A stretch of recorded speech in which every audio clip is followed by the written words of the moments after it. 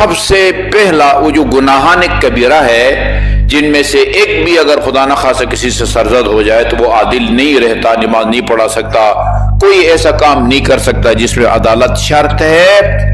वो गुनाहान कबीरा भी उनकी संगीनी और उनकी शिद्दत बराबर नहीं है। बाज़ रिवायात में अकबरुल कबाइर, गुनाहान कबीरा में भी जो सबसे बड़ा गुनाह है, सबसे पहले फरमाया अशिर्क बिल्लाह, किसी को खुदा का शरीक करार देना और अल्लाह की यानी खून ना हक बहाना, अल्लाह की रहमत से मायूस होना, 100% अपने आप को अल्लाह ताला के अजाब से महफूज तस्वुर करना। तर खुदा की रहमत से मायूस होना गुनाह कबीरा है।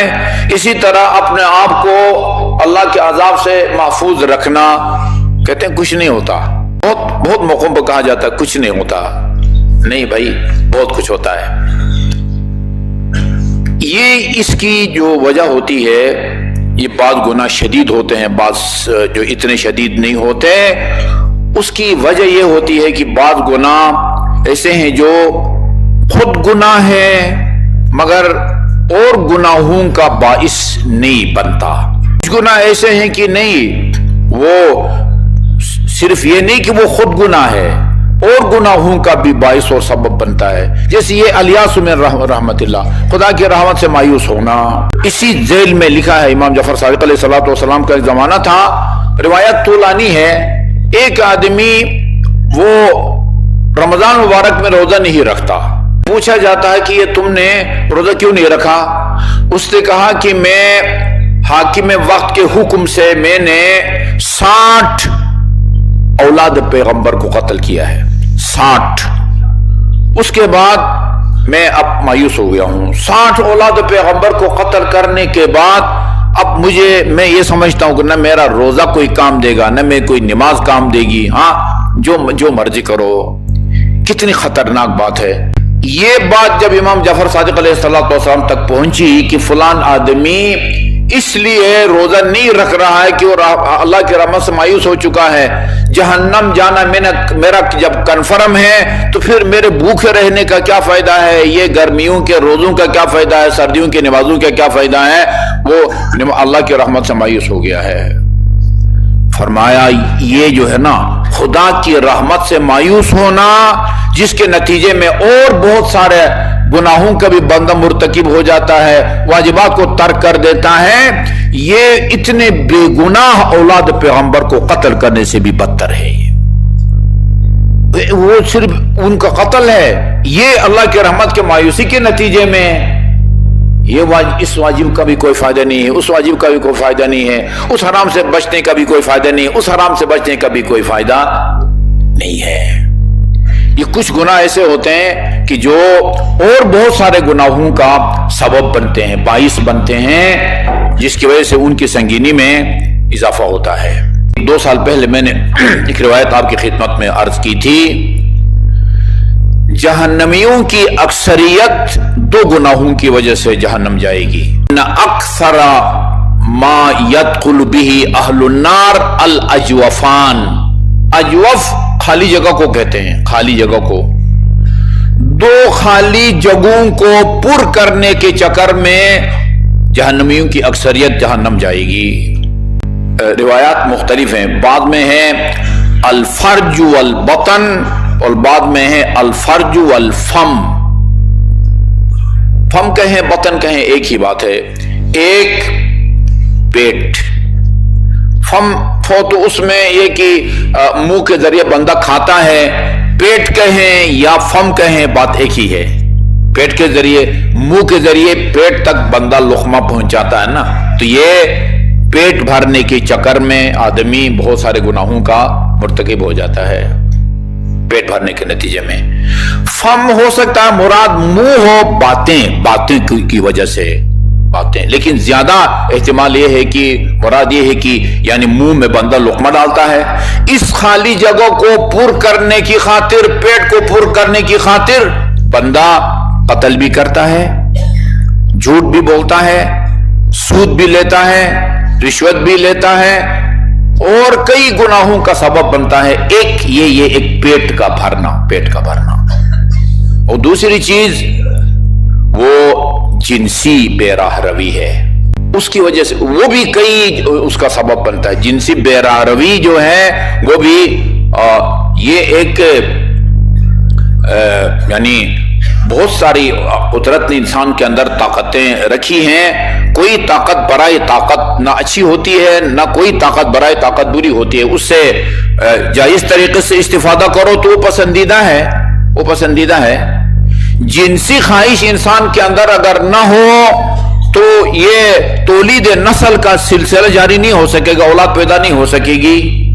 حدیث میں ہے، جو ہم ہر وقت جب نکاح پڑھتے ہیں تو خطبے میں یہ روایت ضرور بیان کرتے ہیں، تناکحوا تناسلوا تکثروا فإنی اباہی بکم الامم یوم القیامۃ ولو بالسقط. نکاح کرو، نسل بڑھاؤ، میں روز قیامت اس چھوٹے بچے پر بھی فخر کروں گا. رسول خدا فرماتے ہیں جو ضائع ہو گیا ہو، سقط گرا ہو نا، سقط، وہ بھی میری امت کے افراد میں سے ایک فرد ہے، اس پر بھی میں فخر کروں گا. آپ میں سے کسی سے پوشیدہ نہیں ہے، اس لیے میں بیان کرنے لگا ہوں. وہ ایران میں ایک عرصے تک جو ہے وہ یہ فیملی پلاننگ کی جو ہے نا وہ تشویق کی گئی، حوصلہ افزائی کی گئی، اور اس کے نقصانات کو پھر محسوس کیا، حکومت نے محسوس کیا ہے. بہت سارے علاقوں میں آبادیوں کا تناسب بگڑ گیا، بالکل بدل گیا، چینج ہو گیا. ابھی حوصلہ افزائی ہو رہی ہے. ابھی میں مشہد ایئرپورٹ، مشہد یہ اسٹیشن پر بیٹھا ہوا تھا، وہ قم کے لیے گاڑی کے انتظار میں. بہت بڑا وہاں وہ جو اشتہار لگتا ہے نا بجلی والا، مختلف اشتہار آتے تھے، اس میں وہ لکھا ہوا تھا جوانوں سے درخواست ہے کہ ہاں وہ شادیاں کریں اور بڑھائیں، نسل بڑھائیں. وہی پہلے چاقیاں ہوتی تھی، بھائی مذاق اڑایا جاتا تھا. اگر کوئی پاکستانی خاتون حضرت معصومہ کے حرم میں 2-3-4 بچوں کو ساتھ لے کے آتی تھی تو ادھر کی خواتین مذاق اڑاتی تھی. ابھی حوصلہ افزاری ہو رہی ہے. یہ خواہش ہوگی تو یہ اس مصحف پر عمل ہوگا، یہ خواہش ہوگی تو رسول خدا کے فرمان پر اور حدیث پر وہ عمل ہوگا.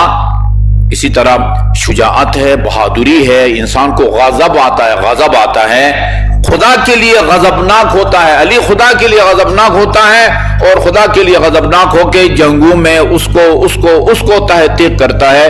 یہ خدا کے لیے غضبناک ہونا یہ اچھی بات ہے، لیکن وہ غصہ اس کو ادھر اتارا جائے جہاں غصے کو اتارنے کا حکم ہے یا اس کی وہ اجازت ہے.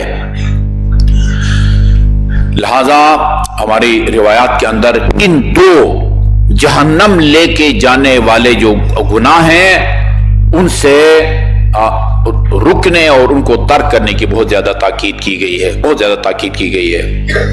اور خصوصاً یہ جو جنسی بے راہ روی، اس کے جو آخری انجام ہے اس سے پہلے کے کئی مراحل میں، بہت پہلے کے کئی مراحل میں ہدایات ہیں کہ ان ہدایات پر عمل کرو تاکہ اس سے سنگین گناہ کی جو ہے نا وہ نوبت نہ پہنچنے پائے.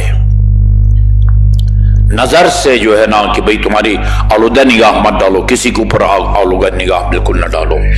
قل للمؤمنین، مومنین سے بھی کہا گیا ہے، کریمہ میں مومنات سے بھی کہا گیا ہے کہ مومنین سے کہیں کہ جب تم بازار جاؤ تو اپنی نگاہوں کو نیچے رکھو، بند نہیں کریں گے، چلیں گے کیسا، بند کر کے نگاہوں کو نیچے رکھنا ہے.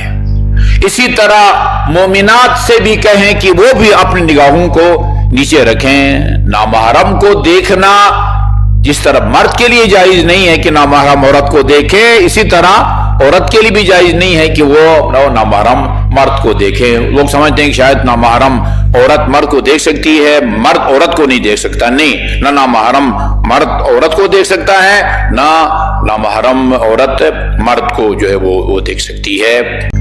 البتہ ہم سب بازار جب جاتے ہیں تو وہ بے ساختہ نظر تو پڑتی ہے، خواتین پہ بھی نظر پڑتی ہے. بعض خواتین نے مکمل چہرہ چھپایا ہوتا ہے, بعض خواتین نے چہرے کو چھپایا نہیں ہوتا, چہرہ ان کا اوپن ہوتا ہے.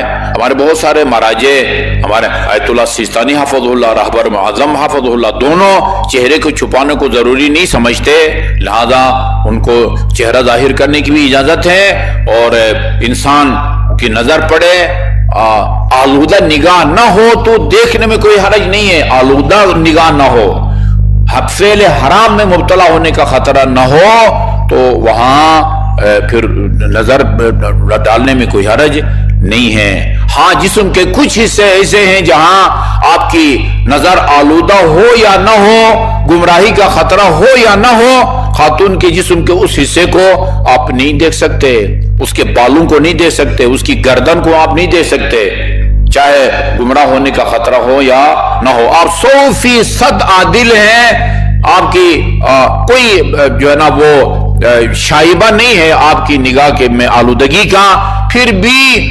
وہ بالوں کو نہیں دیکھ سکتے, نہ وہ ظاہر کر سکتی ہے, نہ آپ ان بالوں کو دیکھ سکتے ہیں.